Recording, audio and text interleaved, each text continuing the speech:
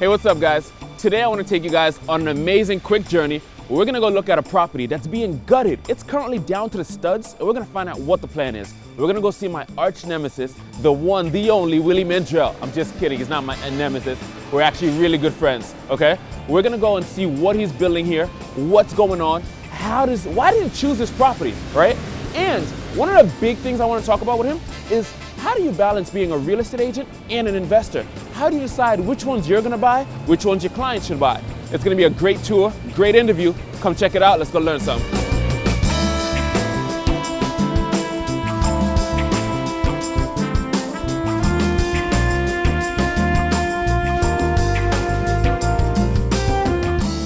Thank you, show me what we got here. 3-family gut renovation project. We picked this thing up about a month ago and we wasted no time. We basically got in here the week after and just started tearing things apart. This is going to be a rental for us. This is the Roxbury JP line of Boston. I do a lot of business in Dorchester, so it's familiar for me. But brick 3-family, brick brownstone building, whatever you want to call it, came in here. These are going to be rentals for us. 2 bedrooms on the first floor, 3 bedrooms and 3 bedrooms on the third floor, built all the way up. For those of you not familiar with Boston, everything's a 3-family, a triple decker. The idea is where you're standing right here, to give you a kind of a layout. We're going to push this wall back just a little bit. There's going to be a refrigerator, stove, little counter space, sink, and then right here we're going to come off this with a little U-shaped kitchen. There's going to be a lot of island and seating underneath it. And then everything over here is going to be your kind of open living area. 2 bedrooms and the bathroom in the back. You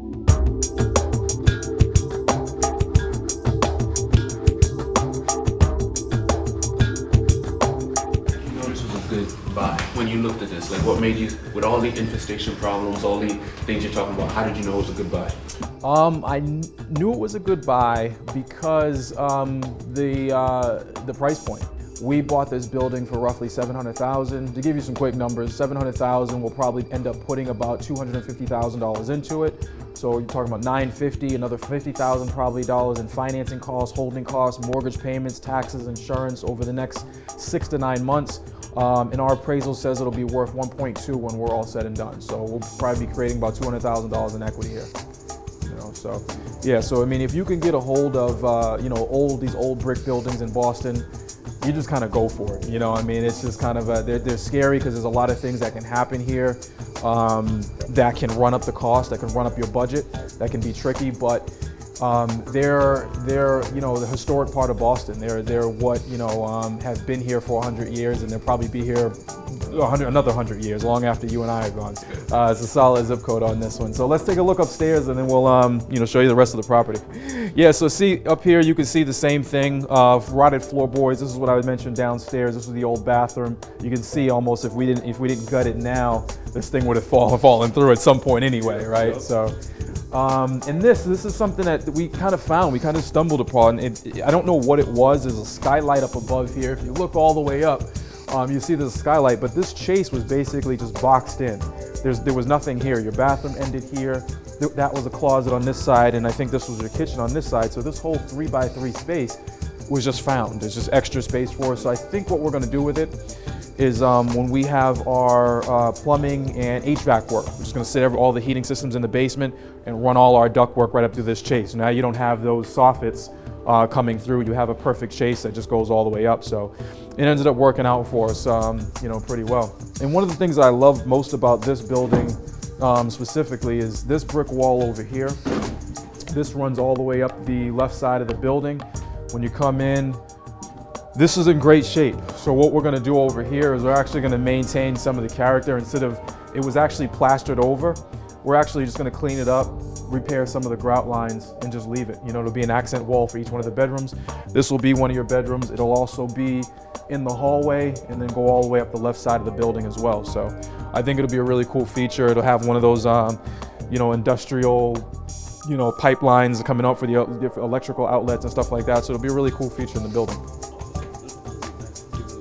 And this skylight is going to be maintained over our entry area. So if you look at the skylight, it's super old. It's got some rubber on it from the roofing.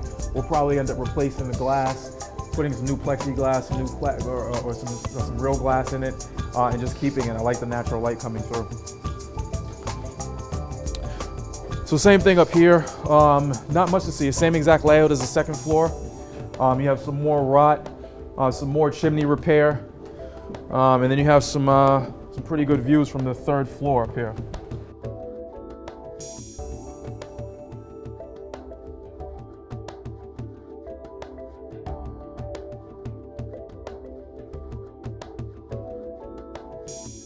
All right, Willie, I appreciate you giving us a little tour. This place is going to be a nice project. I appreciate it, man. I appreciate you stopping by. Of course. So you're an agent, you're an investor. Well, you're a broker, right? Obviously, Yeah. right? Investor.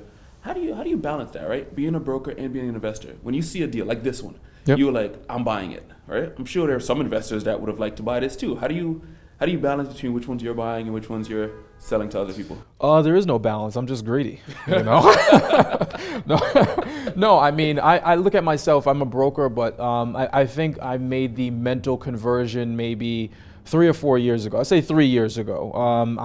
Brokerage was, kind of my primary business. I've always been kind of investor on the side. And about 3 years ago, I decided that wasn't the case any longer. I decided I'm an investor first, and the brokerage was going to take a back seat. So I always, it depends on the situation, right? If I'm talking to a potential seller and it's a rent-ready property and it's in great condition, that's not for me, right? That's not for me. That's going to be something that our team lists and we put it on the market and we find somebody that it's suitable for. Now, if it's a property like this where we come in and it's a complete disaster, that's exactly what I want, right? The roof is leaking. The floorboards are falling apart. You actually might fall through where you're sitting right now. Stuff like that. That's the stuff that gets me excited, because now there's an opportunity to create equity. Instead of me going and buying at the top of the market, instead of me going and buying retail, there's an opportunity for me to come in, tear it apart like we're sitting in right now, and actually, and build something. So in that case, I'm coming at the seller as an investor. And if for some reason the seller says, no, I don't really want to work with you, or that we can't come to terms, then we kind of put on our agent hat and, kind of present them with an opportunity from there. That's beautiful, because you got options, right? You got Right. It's kind of like when you buy a property, having multiple exit strategies. That's even exactly before it. you acquire it. That's exactly it. Yep. So how do people find said properties? Like, this is a gem property. We talked through the numbers a little bit earlier, but how do you encounter these properties? If you're someone, I know you're greedy, you don't want to tell everyone how to get all the deals, right? No. I'll break it down. It's a numbers game, and that's what most people don't understand. They think that you can just hop on the MLS, and most people, new investors, newbies, and everybody's got to start somewhere, but they come in and I want to start investing this year, and they hop on Realtor.com or Trulia.com, and they think that they're just going to find something like this just sitting on the market.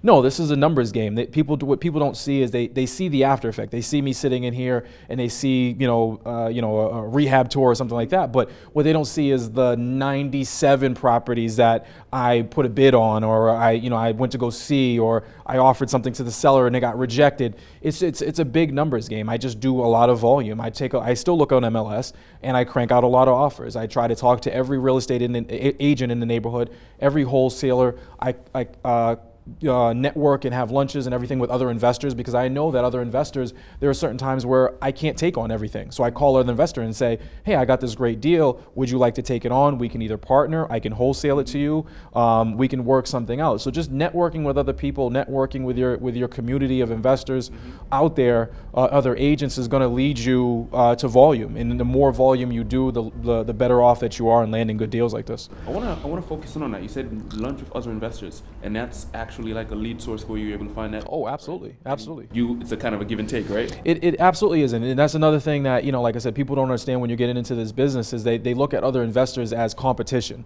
And that's not necessarily the case. I look at other investors as colleagues. As long as those colleagues aren't doing anything dirty within the market, that, like I said, they're achieving it doesn't hurt my achieving. I think there's enough out there for everyone. So, I joke when I'm saying being greedy, but no, I absolutely go out with other investors, network with other developers, because I understand that even if they don't have anything, I have a very tight niche, right? Dorchester, Roxbury, Mattapan, 3 families that need an extensive amount of Jamaica Plain now, and I'll go to the South End if they allow me to.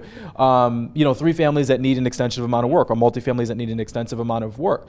If a developer in Newton gets a call about something like this, doesn't necessarily know the market, doesn't necessarily know what's going on, but me having that lunch with that developer, they understand that I know what's going on. So there's an opportunity then for them to reach out to me, and say, hey, Will, I know this is your backyard. How can we work together on this? Or, hey, $20,000 wholesale fee or $10,000 wholesale fee. I'll sell you this contract and you take it away. I have no interest in doing anything in your neck of the woods. So yeah, and then other agents as well, people that are looking to get into the business. I put that feeler out there all the time and basically say, look, if you're brand new to this business, if you're a brand new agent or a brand new investor, and you go out there and find the deal, but you don't have the resources, you don't have the financing, you don't have the way to go to the bank, come over, bring it to me. And like I said, we'll work out something where you can get an equity split, whether it be 10, 15, 25, and I've even given up to 50% on a sweet deal. But believe me, that was a sweet deal though. That was a real sweet deal. So you're a greedy guy. I'm not. Yeah, man. I say I'm a greedy guy, but no. And in reality, you have to, in order to survive in this business, you can't be greedy. You can't be selfish. You can't think you're going to do everything yourself. It really is a team sport at the end of the day.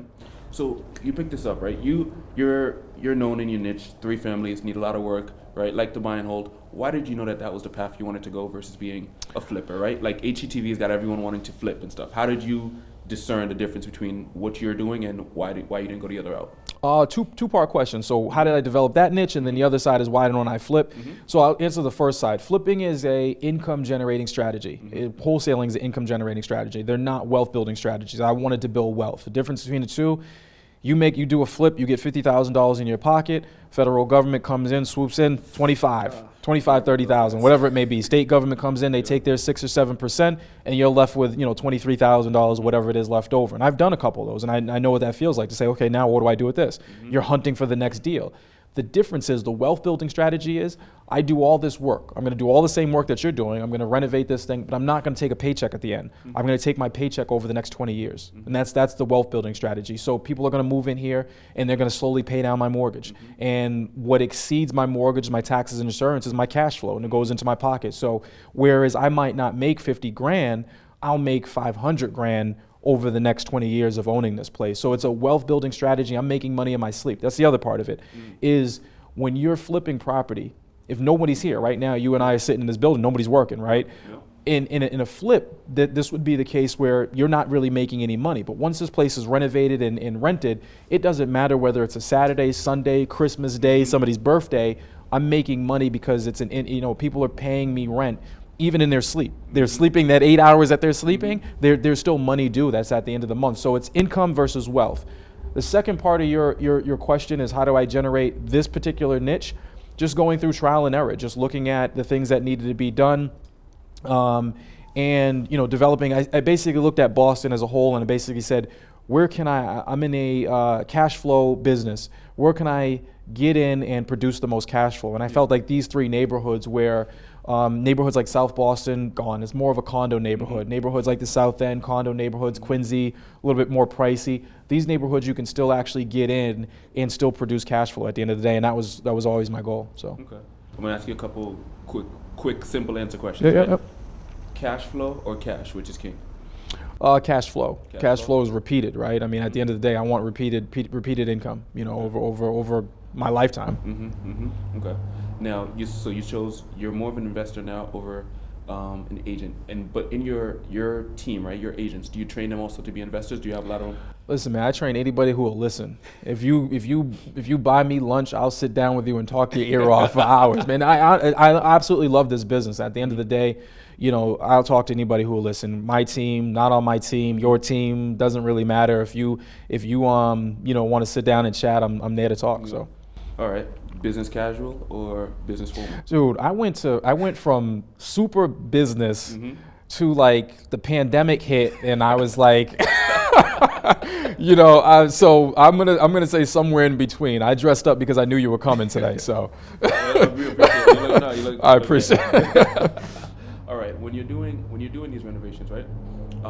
These are rentals, hardwood floors, carpet, or something in between? I'm never going to use carpet. Carpet's just nasty. It just, in my opinion, it doesn't. It depends on, again, in your particular market. Mm-hmm. If I was in another market, maybe I would use it. But I find that hardwood is obviously, a more expensive option on the front end, but the long term, you come in, you sweep it, you mop it, you polyurethane it, sand it down, and it'll last 100 years. So. Okay. Mini splits, central air. Central air. Mini splits are a pain in the ass. I've had it in a couple of units right now, and they're just they can be a pain. Okay, all right. So when it comes to windows, right? What is your tip for investors when they're looking at windows? Are you the type of guy, like investor, you say, hey, look, if it's working, leave it, or are you always trying to get the most high efficiency windows in there? No, I would look at a building like this and I would say, let's say I believe last time I checked, there were 30 something windows in this building. Mm-hmm. Yeah, I just counted, you're right. 30 something windows, I think it was 36. Let's say if like 26 of them are in good operational working order, I'd probably just change out the last 10. If you have 26 who are broken, I'm just going to basically pull all the windows out and change them and make them, as efficient as possible. But no, on rentals, it all depends. I mean, in most cases, I'm trying to preserve what's here as much as possible. Mm-hmm. You've, so obviously for those of you who don't know, everyone should know on my channel, we have a little competition going into subscribers, right? But I gotta say, you're doing a really good job with your brand right now. Like you're all over the place. You're Forbes Real Estate Council. Yep. Right. You've been in Wall Street Journal. Yes, sir. American Dream TV. Yep. It's like, I just keep going. I mean, if you miss any, I'll fill you in. Yahoo, Business Insider. So. Okay. All right. Yeah. Blowing up. Like, where do you see Willie Mandrell Company in the next 2 years? I'm not gonna say 5, 10, because that's really far, right? Just like 24 months out, like. You can get your own TV show. I know you have a book that just came out, Cashflow Secrets, right? Yeah. You should get that book. I actually will put a link. It's still for sale? It is. Amazon, They finally restocked it. Amazon really underestimated. My sales. They came in and they were like, I don't know how many they printed, but I called them in the first 3 days or called up, their extension, and they basically were like, we sold out. And I was like, well, print more. And I was like, it's 2 weeks out. I'm like, what are you doing to me? I'm like, I'm getting calls with people saying it's sold, but it is now back in stock and it is available. Put a link in the bio to check it out, get one. Send me one because we didn't bring it's downstairs. It's downstairs. I got you. You. So 24 months out, right? Where do you see yourself? What's your goal? Whether it's like unit wise, like brand wise, whatever. Like, what is Willie Mandrell trying to accomplish in the next 24 months? I would say a couple different things. Number one is my goal has always been, I didn't really want to be the educator who is no longer investing, because you see that from a lot of Googles out there, right? It's, hey, I did this 15 years ago and now I'm trying to teach, but there's a generational disconnect, right? You didn't have Facebook then, you didn't have Instagram, you didn't have all these different things, you didn't have TikTok, you didn't know what was going on. I mean, the inventory differences, rates are different, Fed's different, environment's different. I really wanted to be someone who can inspire and educate, but also is doing it at the same time. Very difficult to do because you're trying to balance between these two different platforms, right? Going out and educating and consulting and teaching people and also trying to do this stuff yourself. But that's really what I want to do. So in two-part answer to your question, one is I really like to double the portfolio size in the next couple of years. I really want to really just scale, and I think I have the infrastructure. We just hired a property management. We started a property management company of our own. Hired a project manager, and really trying to scale. So we're somewhere around 55 units right now. I'd like to see that at about 100 units in the next 24 months. And then on the educational side, we have another 2 books, or I have another 2 books that are coming out, Business Secrets and then Wealth Secrets. Business Secrets is all about the next level. Basically, how do you really scale, right? Cashflow Secrets is all about getting that first purchase, using that FHA loan, getting in the business, understanding economics, understanding real estate as a whole, understanding market cycles and money. Business Secrets is about, okay, you get it, you're in the business now. How do you take it to the next level? How do you go and hire virtual assistants, start your own property management company, business credit, all about how do you build business credit? How do you just kind of just take it from 5, 6, 7, 8 units to 100 units, and kind of my experience there. And then Wealth Secrets is all about, at the end of the day, everything back home now, right? It's how do you, you're a successful businessman, you're a successful businesswoman. How do you take that back home now? 529 plans, life insurance, just securing your financial future. Should you go whole life? What's the difference between whole and term? Mm-hmm. What's the difference between, different educational plans? Should you start diversifying into the stock market? All these different aspects about bringing it back home, and what do you do with your money to actually make it last for generations moving forward? So you got the secret brand. This is the secret. Listen, man, man. I tend to be ambitious to a fault sometimes, and like sometimes I get myself in the shit. For those of you if anybody's ever thinking about writing a book, don't. I concur. I concur. I just wrote a book myself. Did you? Yeah, man. Just don't. Just don't. Just read. I got a little ambitious during COVID. I was home. I think it was COVID hit us in March, April, May, June. My daughter was home. Yeah, it seems like a long time. It seems like I'm exaggerating, but she was home April, May, June, and a little bit of July. She didn't go back to daycare until mid-July. And we were home every day together. I was getting up at 5 o'clock, and I was used to getting up at that, going to construction sites, going to Home Depot, being at Home Depot when it opens up. I had nothing to do, but the regiment was still there. So I was getting up, and I was like, you know what? Let's just write a book. Let's write a book, and I did that.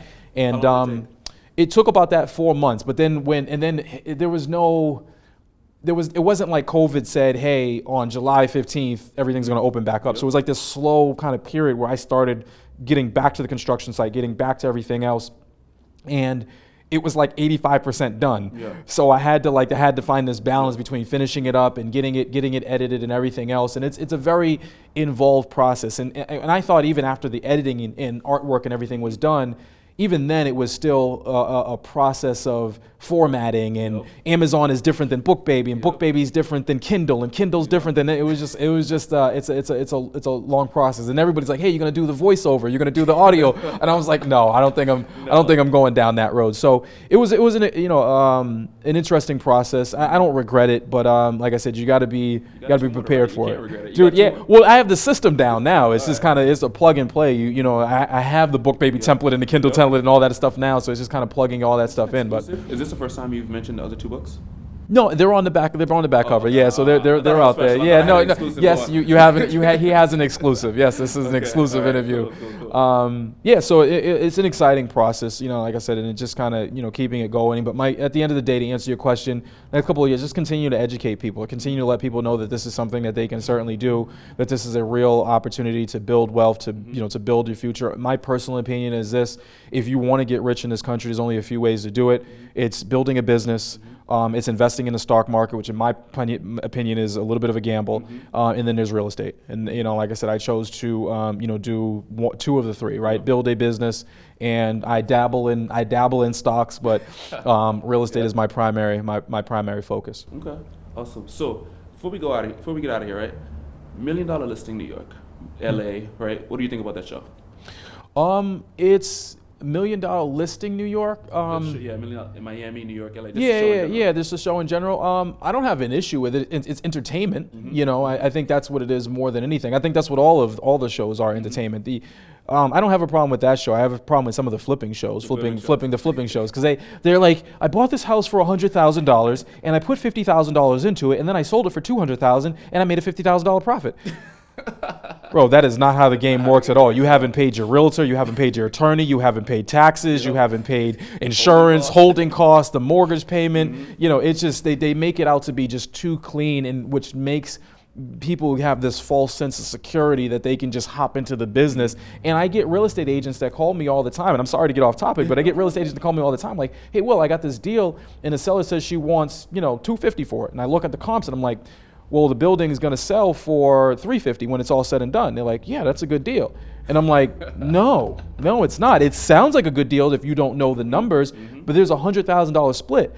When you think about the fact that I have to put $75,000 into it to get it to worth $350, then it's not worth it anymore. After I pay you to resell it for me, I haven't. Lot, right? I know you do. I know your 15% commission. Exactly. It's expensive, right? Somebody's got to pay for those suits. Right. It just doesn't make any sense anymore. So, $1 Million Listing, I think, like I said, at the end of the day, it's all entertainment. And if you like real estate and you like looking at, fancy listings and stuff like that, just understand, you got to pick up a book and talk to real investors that are really doing it out there before you just kind of watch a TV show and want to kind of hop into the business. So if there was going to be a show in Boston, right, and they came and they wanted you on a show, what would the show be about? Would you be $1 Million Listing like? Would you be about Cashflow Secrets? What would you be doing on TV if they came and cast? It would be a boring show, man. It would be a boring show because I'm not all the antics and all the other things that keep people entertained. I'm like, bro, if it doesn't make money, they'd be like, so you use the same flooring that you used in this one as you used in the last one? Absolutely, same paint color. Those cabinets are the same. It would be a boring show, you know, but it would be something about cash flow. I think if I had a show, I'd be more focused on the numbers and building wealth, and you know, and kind of following that wealth building journey and seeing maybe it's about how much, you know, I can increase my wealth or increase my net worth over a year span or something along those lines. Oh, I like it. I got a show idea for you when we get out of here. Show idea is, right, I'm gonna combine all your businesses. Yeah. It's called My First Rental Property. You take people and you help them buy their first rental, and they're all bright-eyed and whatnot. You know, like, oh my God, look, it's $250. It's gonna be worth this, and you're just like, lay down the hammer. No. And they're like, I want to paint it. No, we're going. Like that guy that just comes in and crushes people's businesses. Crush their dreams right off the profitable. Right. Profitable. Right. We go out and find a real deal that actually makes money for you. The real deal. That's what we're the real deal. I'm pretty sure we steal that from somebody else. I'm almost positive it's out there somewhere, but we'll see. We'll pitch it to HGTV, Netflix, whoever's listening and watching. All right. Willie, appreciate you taking the time today. Great. Appreciate you, man. Of course, man. Guys, check out the link below. Get the book, Cashflow Secrets. The other 2 books are coming. My book's in production. It's going to be called Switch Gears. It's going to be off the change, right? Now I'm thinking I got to like name the next one Gears 2. I'll call them like Gear 1, Gear 2. I don't know. We'll figure it out. But always, by the way, subscribe to my channel. If I am at 1,000 subscribers when this video drops, you can subscribe to Willie's. If I'm not at 1,000, do not go over there. All right? It's a race to 1,000. All right. Man. Thank you guys for checking it out. All right. See you guys later. Appreciate it.